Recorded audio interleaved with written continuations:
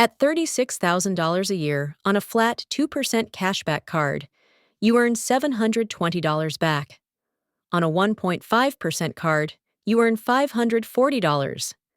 That's a $180 gap for swiping the wrong piece of plastic. Every claim has a number behind it. So, the Chase Freedom Unlimited's elevated $250 welcome bonus expires April 30, 2026 at 9 a.m. Eastern, per CNBC Select. After that, it drops back to $200. This comparison matters this week, not next quarter. Some links below earn me a commission at no cost to you. It doesn't affect my recommendations. I'm not a financial advisor. This is educational, not financial advice. Over the next 5 minutes, the math will rank 3 no annual fee cards by actual dollars, returned at realistic spending levels. The cashback category split into 2 camps after 2021. On one side, flat rate cards. One number, every purchase, no thinking. On the other, tiered or rotating cards that pay 5% in narrow categories and 1% everywhere else. The flat rate camp got serious when Wells Fargo launched the Active Cash card in July 2021 at an unlimited 2% with no annual fee, per CNBC Select. That number forced Citi and Chase to defend their positions. Per CNBC, the average American holds about 4 credit cards, which puts most viewers one approval away from running into Chase's 524 rule. That rule matters. The 3 cards on the table today all carry a $0 annual fee. All 3 sit in an APR range of 17.49% to 28.49% variable, per the issuer's April 2026 disclosures. The differences aren't in the headline rate. They're in the bonus structure, the intro APR window, and what happens when you try to pair the card with something else. Wow. Card 1. Wells Fargo Active Cash. Flat 2% on everything, unlimited, $0 annual fee. Welcome bonus is $200 cash rewards after $500 in purchases in the first 3 months, per CNBC Select. Intro APR is 0% for 12 months on purchases and qualifying balance transfers, then 18.49%, 24.49%, or 28.49% variable depending on creditworthiness. At $1,000 a month in spending, the card returns $240 a year in cash rewards, per Motley Fool Money's 2026 calculation. At $2,000 a month, $480. At $3,000 a month, $720. One catch: the foreign transaction fee is 3%. On a $1,247 charge abroad, that's an extra $37.41. Not the card you take to Lisbon, Sue. Card 2. Citi Double Cash. Same 2% headline, but split. 1% when you buy, 1% when you pay, per Citi.com. You only earn the second 1% if you make at least the minimum payment on time. Annual fee is $0. Welcome bonus is $200 after $1,500 in spending in the first 6 months, fulfilled as 20,000 thank you points, per U.S. News. The intro APR is 0% for 18 months on balance transfers, 6 months longer than the Wells Fargo offer. On a $5,000 transferred balance, carried at 22% APR elsewhere. That 18-month window saves roughly $1,650 in interest, assuming no paydown. Standard variable APR after intro, 17.49% to 27.49%.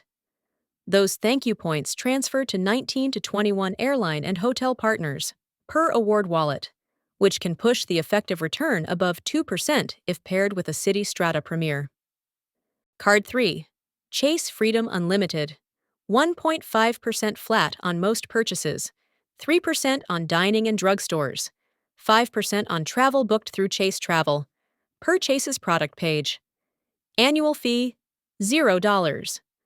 The limited time welcome bonus is $250 after $500 in spending in the first 3 months, ending April 30th, 2026 at 9 a.m. Eastern.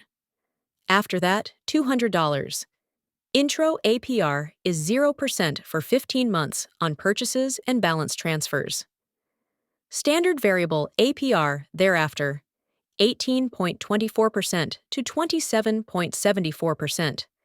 On $36,000 of general spending, plus $3,600 on dining, the card returns $540 plus $108, $648 total, less than the Wells Fargo Active Cash at $720. Those rewards are Chase Ultimate Rewards points. Pair with a Chase Sapphire Preferred at $95 a year, and TPG valued those points at 2.05 cents each as of July 2025. That math turns 64,800 points into a TPG valued $1,328 before the $95 fee. NerdWallet's April 2026 valuation runs lower, 1 to 1.8 cents. Side by side at $24,000 a year in non-bonus spending and no travel pairing.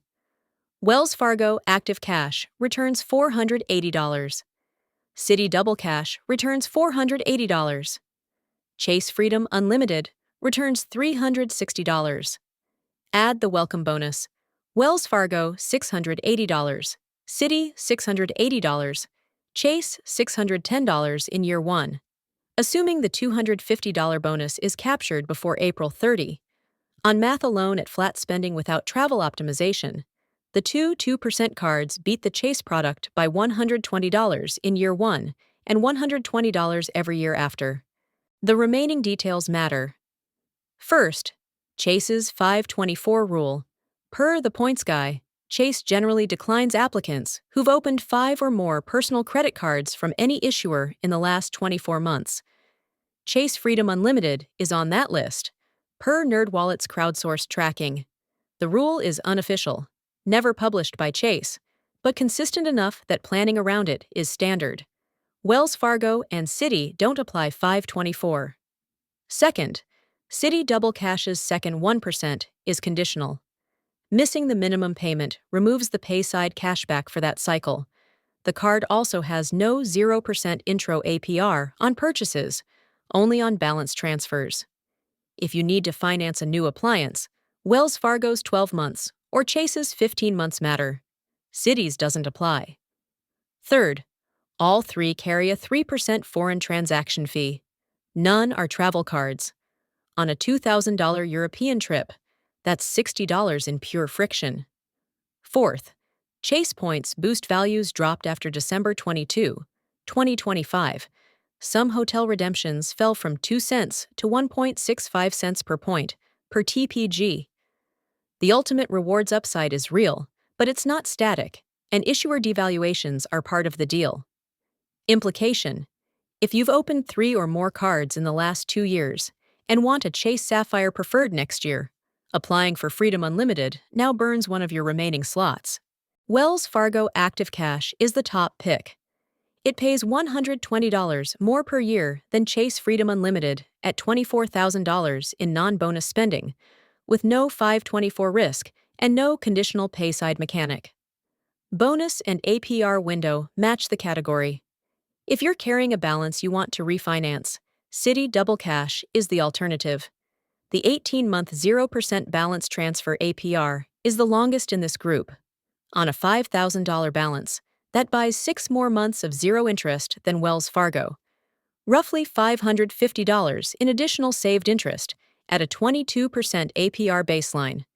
If you already plan to hold a Chase Sapphire Preferred or Reserve, Chase Freedom Unlimited is the second alternative. Pairing turns the 1.5% base into a TPG valued 3.075 cents per dollar at 2.05 cents per point, above the 2% flat cards on travel redemptions. The math only works if the pairing actually happens. If you're not going to pay the $95 Sapphire fee, the points stay worth 1 cent and the card loses to the other 2. CO. Links to all 3 cards are below. Some earn me a commission. Doesn't affect your price or my ranking. The full comparison spreadsheet, bonuses, APRs, foreign fees, point valuations, is in the description. If this was useful, the next video walks through the Chase 5/24 rule in detail. How to count your applications, how to time around it, and which cards to apply for first. That math decides which of these three you can actually get approved for.